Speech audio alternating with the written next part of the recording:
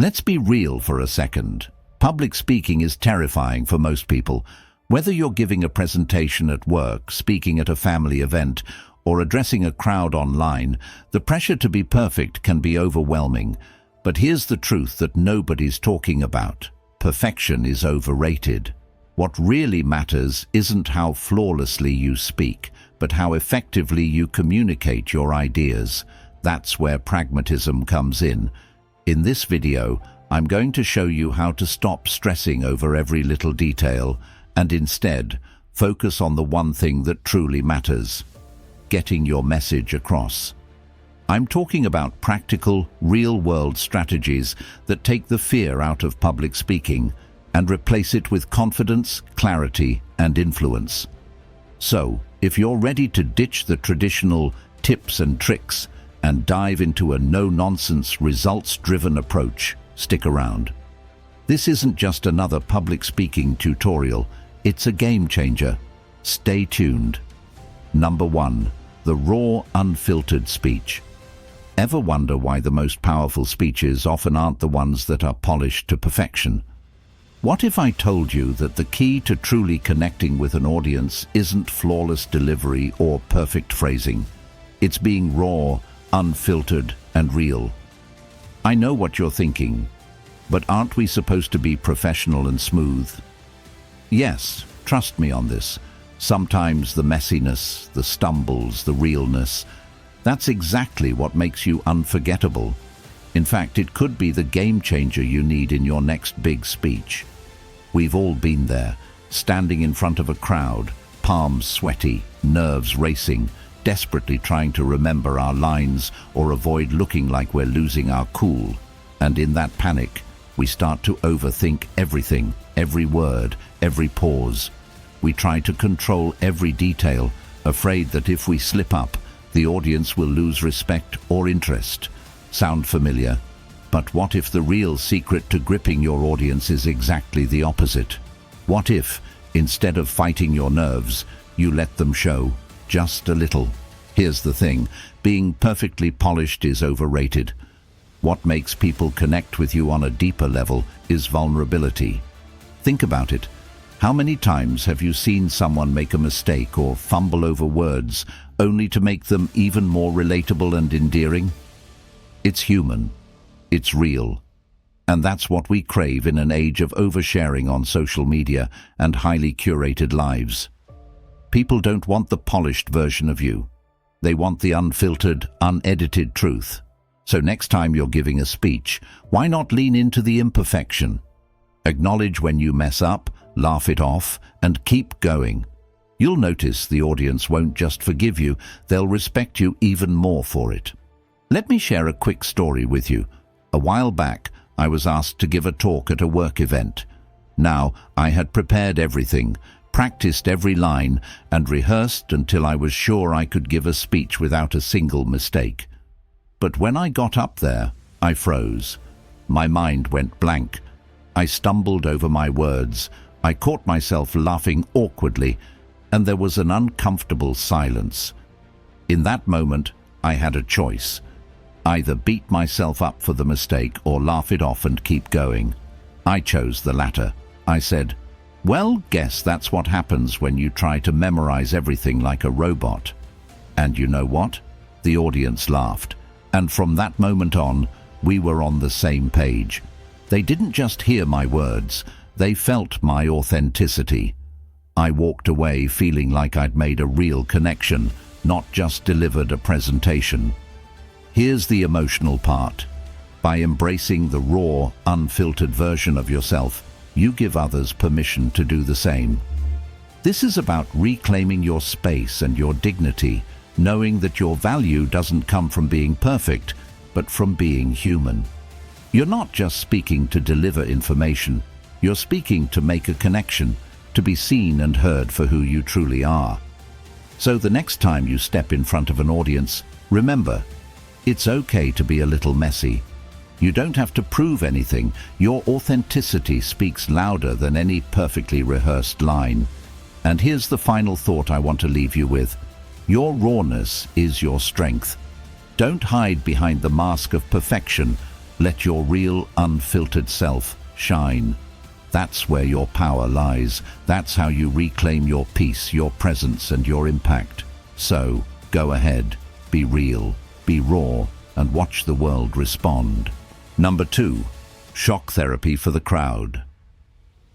Imagine walking into a room full of people, and instead of starting with a boring introduction or a generic "thank you for having me," you hit them with something that shakes them to their core. Sounds terrifying, right? But what if I told you this is one of the most powerful ways to grab your audience's attention and keep them engaged?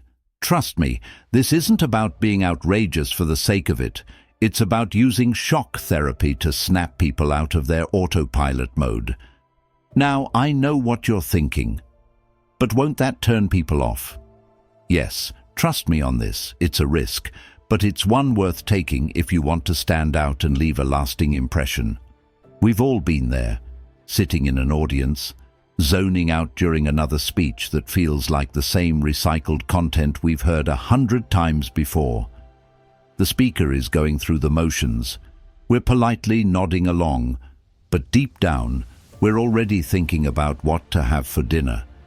Now imagine if in the middle of that predictable speech, the speaker suddenly dropped a truth bomb, something unexpected, challenging, or even slightly controversial. It catches your attention, right? You stop drifting, and for a moment, you wake up. Here's the thing. People love to be challenged. It's human nature.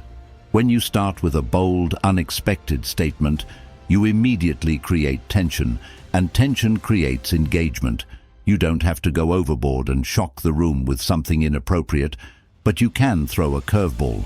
For example, instead of starting with a safe, "Thanks for being here today," you might say, "I know most of you are already zoning out. Let's see if I can change that." That simple sentence creates a connection, gets the audience curious, and sets the tone that this isn't just another ordinary talk. I know this might sound a bit risky, but think about it. If people are going to give you their time, you owe it to them to earn their attention. And nothing earns attention quite like a challenge. I remember the first time I tried this approach. I was speaking at a conference, and instead of starting with the usual pleasantries, I opened with, "You've all been to 100 of these, right? But how many of you have actually walked out of one of these talks with new ideas?" There was an awkward silence for a moment. People didn't know if I was joking or serious.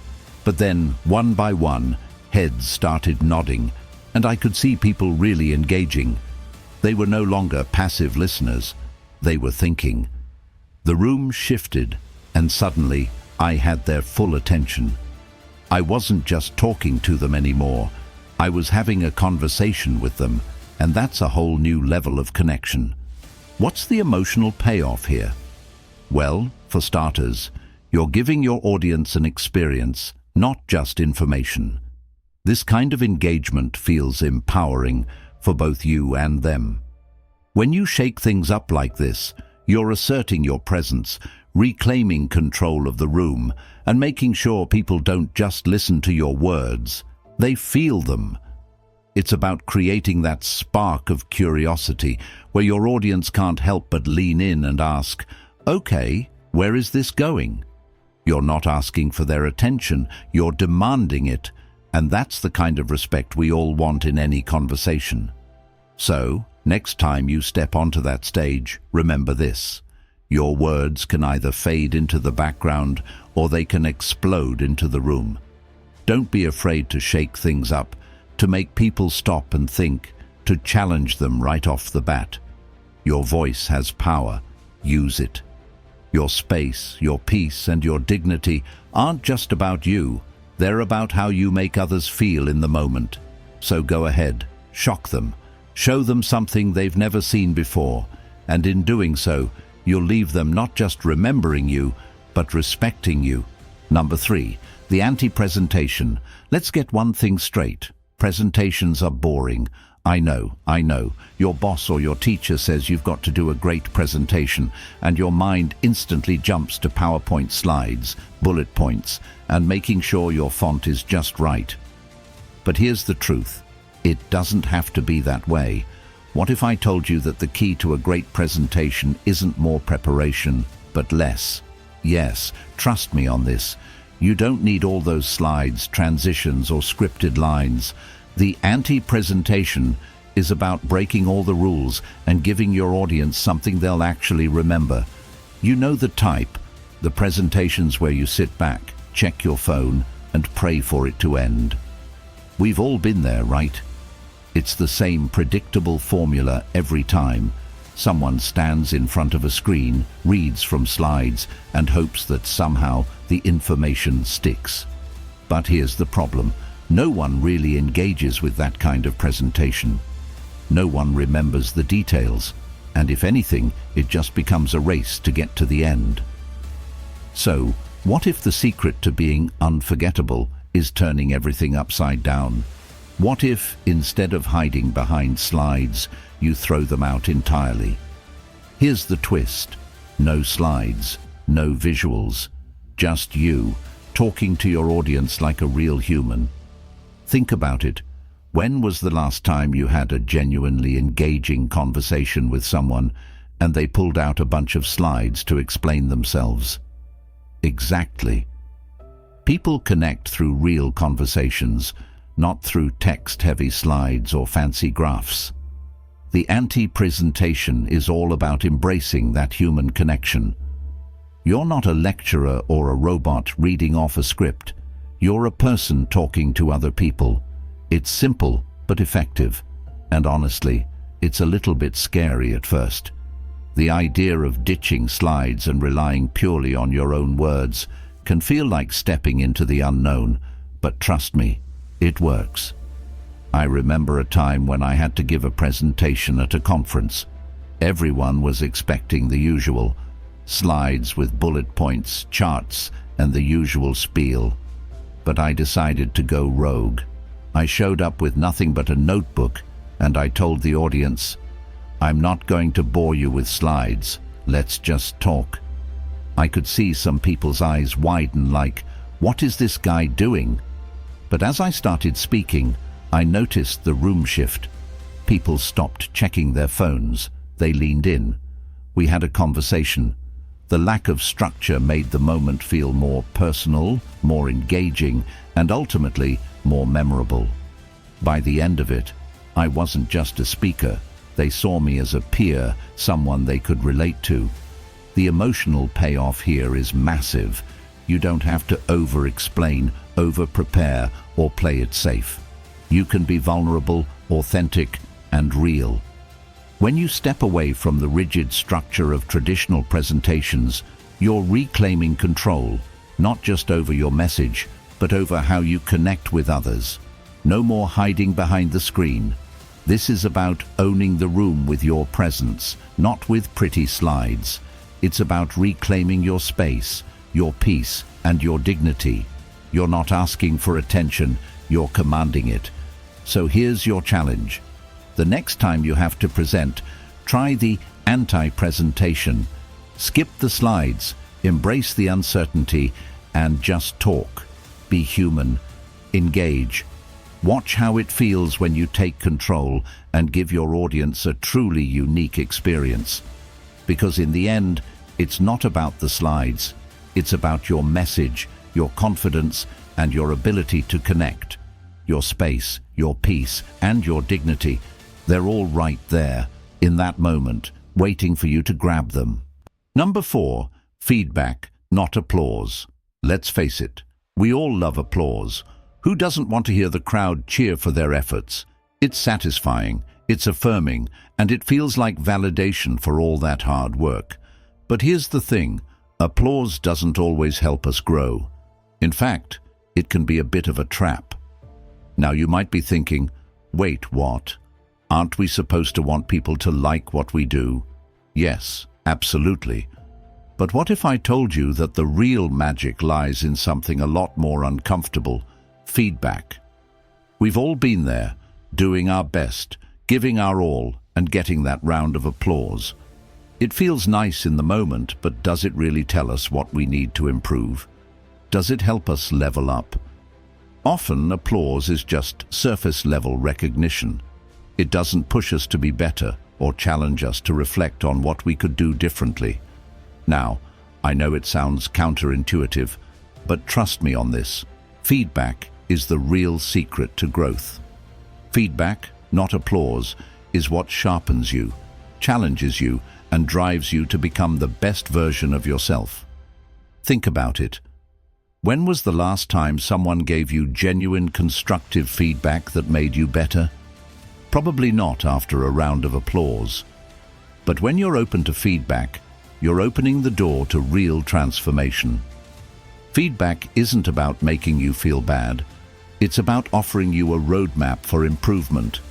It's not about you did this wrong, but here's how you can do it better next time. There's power in feedback, and it's a tool that anyone can use to evolve, whether you're presenting a project at work, working on personal growth, or even making a video. The key is to stop seeking applause and start seeking improvement. I remember a time when I worked on a project, and I was so proud of the final product. It was polished. It was perfect, or so I thought. When I showed it to a mentor, expecting praise, what I got was a thoughtful, honest critique. At first, I won't lie, I was a little defensive. Wait, why didn't they just say, "Good job," and move on? But as I sat with the feedback, I realized it was exactly what I needed. The critique pointed out areas I hadn't even noticed.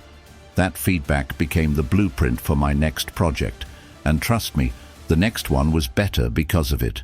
It wasn't about receiving applause for what I'd done right. It was about learning from what I could improve. Here's the emotional payoff.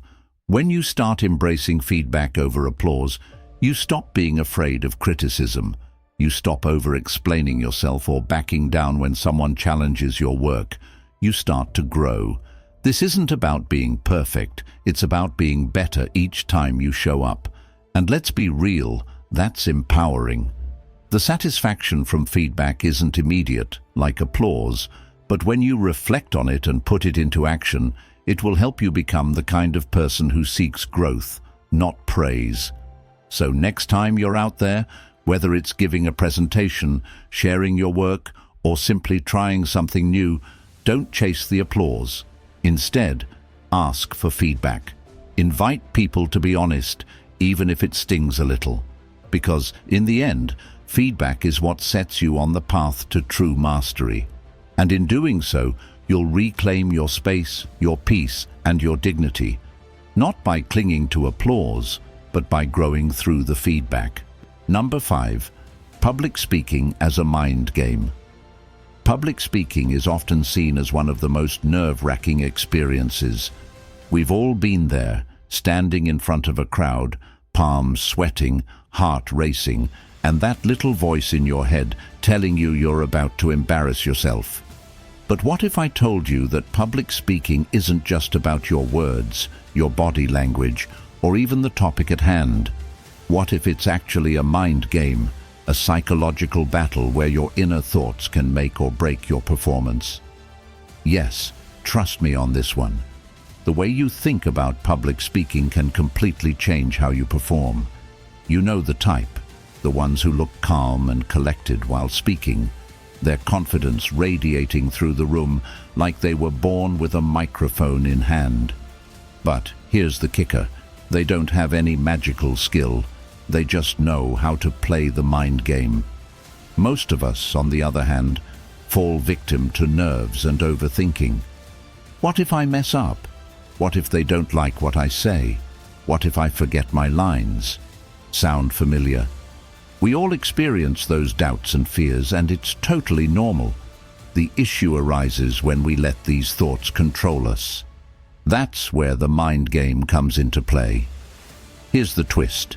The key to being a better public speaker isn't just about what you do, but how you think. Instead of focusing on the audience's potential judgment or the pressure of perfection, shift your mindset to one of collaboration and connection. Imagine the audience as your teammates, not critics. When you're speaking, it's not about impressing them, It's about sharing something that matters to you, something you're passionate about. When you change your mindset, you instantly stop seeing them as a threat and start seeing them as participants in the conversation. I remember this one time when I was asked to give a presentation at work. I had prepared for weeks, done all the research, practiced in front of the mirror, you name it. But as the time approached, the nerves hit.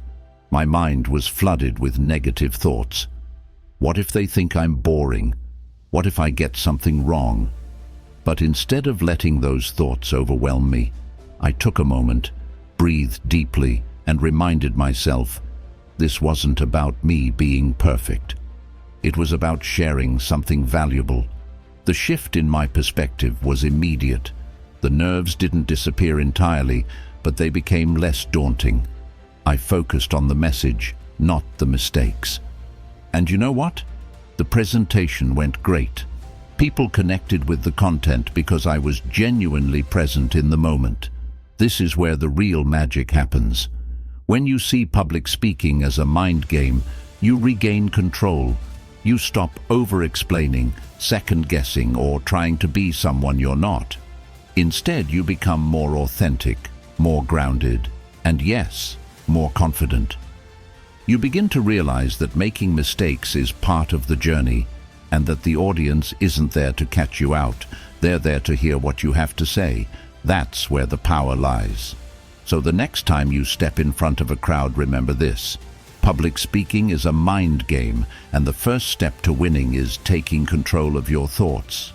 By shifting your perspective and focusing on connection over perfection, you not only ease your nerves, but also become a more compelling and authentic speaker. This is about reclaiming your space, your peace, and your dignity. You've got this. Thank you so much for watching. I hope this video gave you some fresh perspectives on public speaking and that you're feeling a little more empowered to tackle that next presentation or speech with a pragmatic approach. If you found this valuable, go ahead and hit that like button. It really helps the channel. And if you want more content on public speaking and practical tips like this, be sure to subscribe and turn on notifications so you never miss an update. If you know someone who's struggling with public speaking, share this video with them. I'm sure they'll appreciate it. I'd love to hear your thoughts and experiences, so drop a comment below and let's keep the conversation going. How do you approach public speaking? What's worked for you? Remember, the art of public speaking isn't about perfection. It's about connecting with your audience in a meaningful way. Stay confident, stay authentic, and keep pushing your limits. See you in the next video.